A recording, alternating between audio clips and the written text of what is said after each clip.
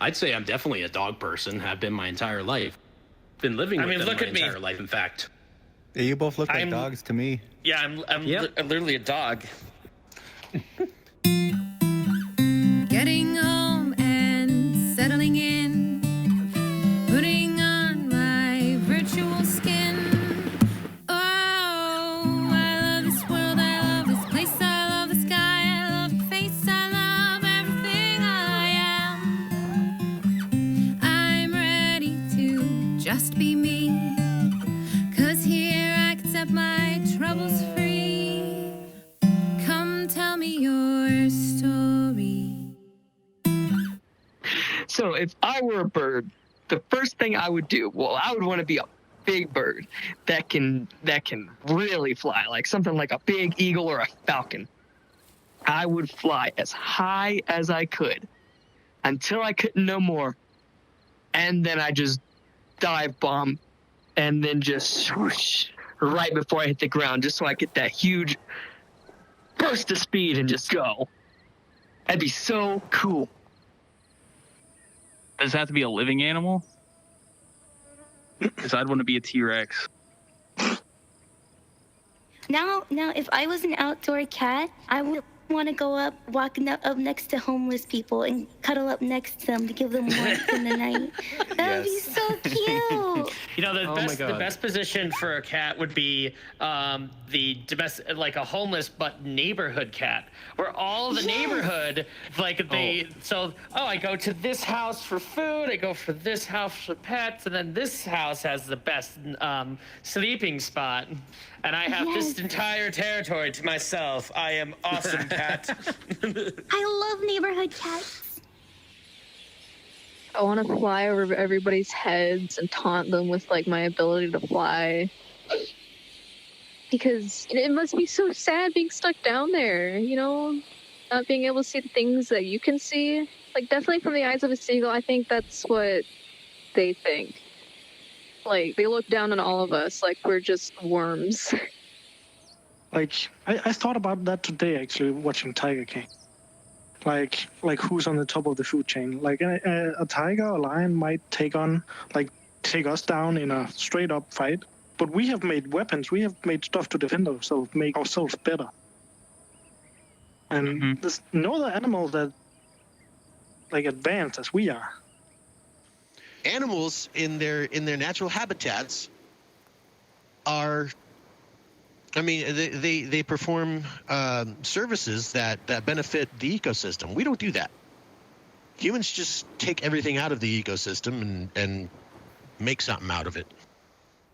In terms of superiority, I'm just going to go in kind of generalized terms, because obviously we have society and everything, but I'd say if there was a good runner-up, be a hippo. I mean, look at the hippo. No, I'm serious. Those things are terrifying. It's like a 400-pound water cow. It's basically a land manatee, except it'll look at you and just be like, you know what? I'm feeling a little angry today, and then it'll just run faster than a car at you, and it has bamboo spikes for teeth. They can run it'll just eat you. on the ground of lakes. Hippos are terrifying. It's insane. Yeah, there are definitely there's trophy animals that we definitely need to protect, like elephants. You know, people kill them for their tusks. Rhinos, not very many of those left. But then there's also predators, I think, that don't get enough credit. Yeah, they're just out in the wild, just doing what they do, following their instincts, living out their nature, and people see them and they go, "Oh, we got to kill that." Well, why do we have to kill it? Because it's a dangerous animal. It's a predator. Okay. But if you leave it in its habitat and you don't mess with it, it'll leave you alone. I understand if it's like sneaking into the village and eating one child every night. Yeah, you got to kill it.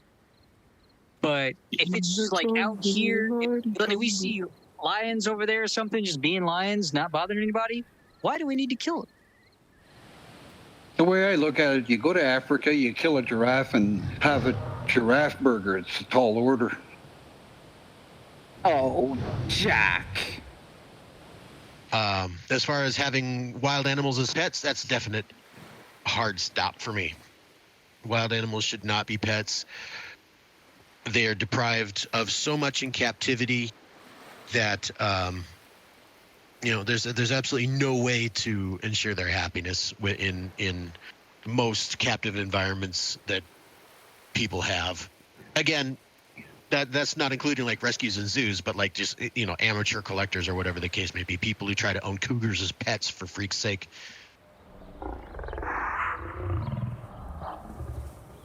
Yeah, I think giraffes are okay. I can go with or without.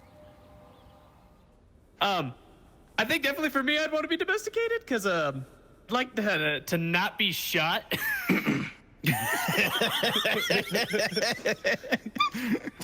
That's a very valid point right there.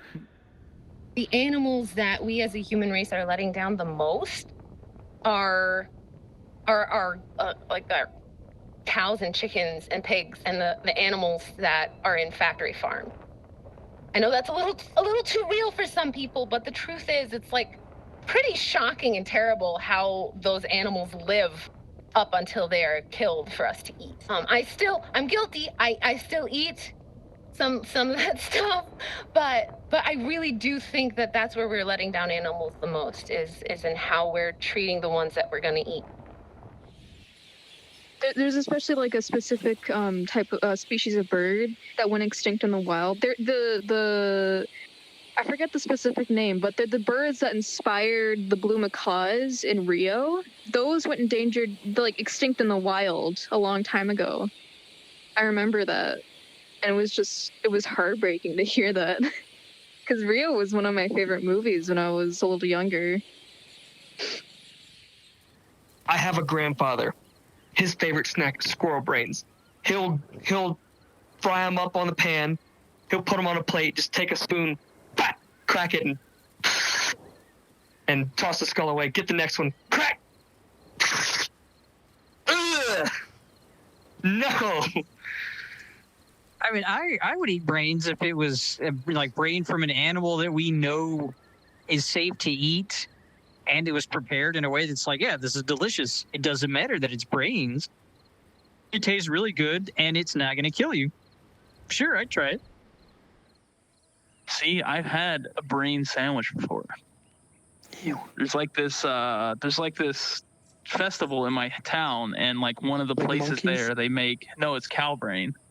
They make they cut brains into like patties and like deep fry it, and just put it on a sandwich with it's like kind of like a chicken or like a tenderloin type thing, And it's a brain sandwich, and I've had it before, and honestly, it's not that bad. One example that stands out to me is octopuses. Are extremely intelligent creatures. Actually, they are very, very good at puzzle solving. They have a lot of really they've got high-powered brains. They're very intelligent. But we eat them just as much as we eat any other seafood, and it's like no big deal. And even though we're coming to find out how intelligent they are, I don't know that that's going to change. I don't think it'll change anyone's mind about whether we should eat them or not. And I think that's down to culture.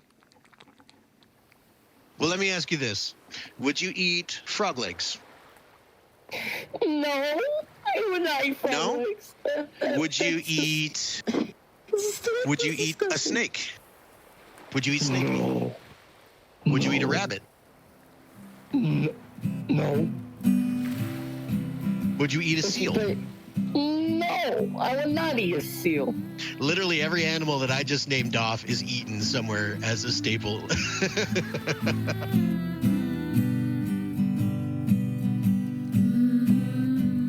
Bro, I'm the lion now.